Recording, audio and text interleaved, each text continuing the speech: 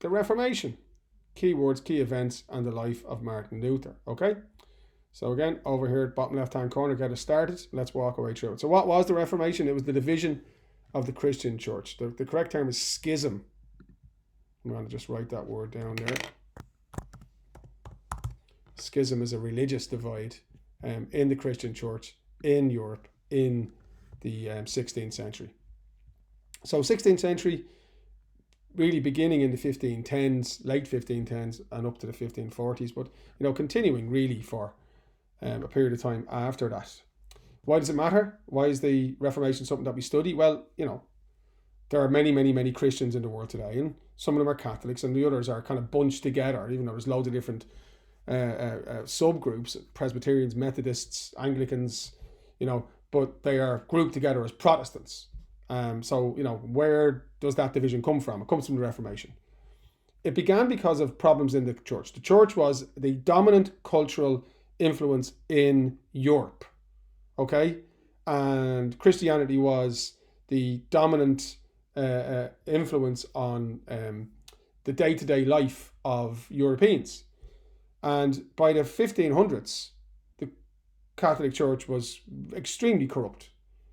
The tithe, which we looked at in the Renaissance video, was a source of unimaginable wealth for the church. So what happened was lots of people,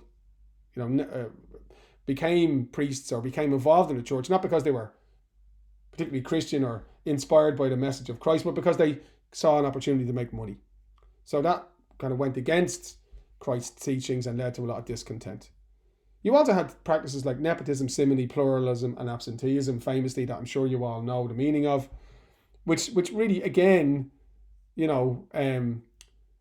led to a real sense that the church wasn't doing what it was supposed to do, which was promote Christ's teachings, all about, generosity and humility and kindness and forgiveness and all that stuff. So the church seemed to be corrupt. Nepotism, people being given jobs because of, who's in their family. So local parish priest doesn't speak Latin, the language of the church, hasn't studied the Bible, can't explain to the people how to escape the terrifying reality for them of damnation and hell.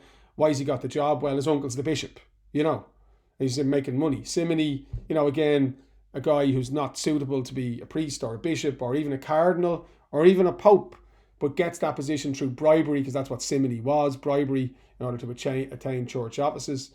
You might ask yourself, well, why would you bribe somebody to become a priest? Well, because if you do, then you collect a tithe for that parish, or if you're a bishop for that diocese, or if you're a cardinal, could be for a whole country, and you take your cut off that and you enrich yourself. So it was extremely corrupt. And of course, the more parishes you had, or the more dioceses you had, well, then the more money you had. So that led to pluralism. So you had, communities where they were supposed to have a priest, but the priest was never there, because you can't be in two places at one time. That was called absenteeism. And this led to great discontent with the church by the 1500s. So I've explained nepotism there, explained absenteeism there. Probably the most notable abuse was called the sale of indulgences. As I mentioned, the Christians at the time, the idea of an afterlife wasn't a theory, it was a reality. The Christians at the time, the idea of hell wasn't, abstract, it was very real. The idea of being sent to hell terrified people.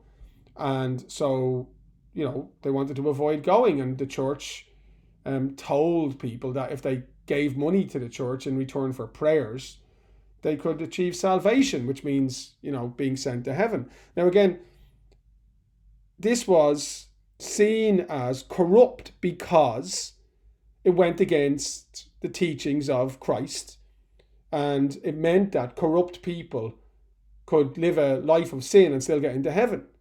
So the sale of indulgences was seen as a con, a lie, something which was abusing or taking advantage of people that didn't know better, and led to, protest. There were loads of protests, loads of them in the centuries prior to the what we today call the Reformation. But, in history, there's always one event which seems to be more important than others. And Martin Luther, this German monk who was based in the town of Wittenberg, which was a university town, he was a professor of theology or the study of religion and the Bible there, and he therefore was very, very, very aware of what was contained in the Bible and how much of what was written in the Bible was not reflective of church practices, particularly the sale of indulgences. And, in 1519, when John Tetzel, or 1517, sorry, when John Tetzel, a monk, arrived in Germany to sell the indulgence because Pope Leo X wanted to finish building St. Peter's in Rome, and started preaching and promising people that if they bought this indulgence from the Pope, this prayer, if they contributed money, that their worries would be over and they go to heaven. Martin Luther said, "This is a load of nonsense." And he wrote down 95 reasons why the sale of indulgence went against Christian teaching. Today, those 95 reasons are known as the 95 Theses. He nailed them to the church door in Wittenberg, which seems very dramatic, but wasn't that unusual because that's how people spread news at the time. Everybody went to the church every day, pretty much. So if you wanted something to go viral, posted it in the church. And Luther's, 95 reasons why the church was wrong and the Pope was wrong struck a chord.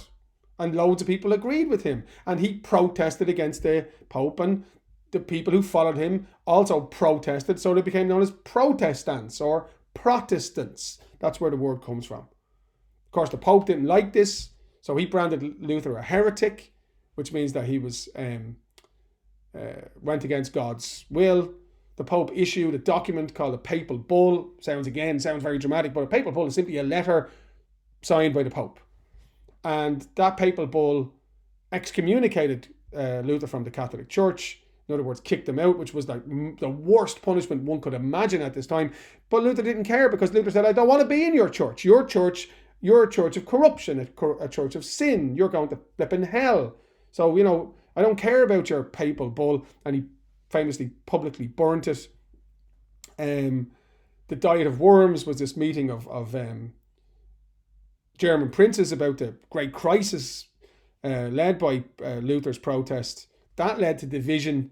The Edict of Worms, the decision to outlaw and sentence Luther to death, led to division between the princes. Some supported Luther, saw their opportunity, I suppose, to get away from underneath the control of the Pope. Others for, I'm sure, very sincere religious reasons. And this led to a terrible war in Germany, which spread throughout Europe. The wars of religion, which were only settled by the Treaty of Augsburg in Germany, whereby each prince was allowed to choose whether or not his people would be Catholic or Protestant. Luther's beliefs included that priests should be allowed to marry, that you could only get into heaven by being a good Christian, living a good life, not by bribery or giving money to the church or building churches. You have to live a good life. That's called justification by faith alone. And he only believed in 2 sacraments as opposed to the 7 that were in Catholic tradition. And those were the two sacraments that he saw referenced in the Bible, which, as far as I remember, and happy to be wrong on this, were communion and baptism.